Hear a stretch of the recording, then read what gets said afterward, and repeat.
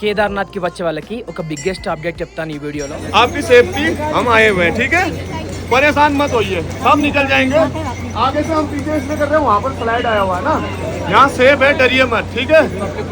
Hello friends, మొన్న night కేదార్నాథ్లో Sonprayag నుండి గౌరీకుండ్ వెళ్లే రోడ్డులో ల్యాండ్ స్లైడ్స్ అయితే జరిగాయి.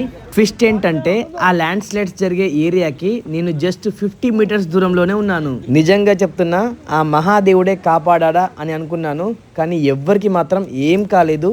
ఆ రోజు ఎందుకు అనిపించింది నాకు, సడన్ గా వెదర్ అయితే చేంజ్ అయింది, ఒక్కసారిగా వడగళ్ళ వర్షం పడింది, చిన్న చిన్న ఐస్ ముక్కలు అయితే పడ్డాయి. నేను వీడియో తీద్దాం అనుకున్నాను, కానీ వీడియో తీయలేకపోయాను.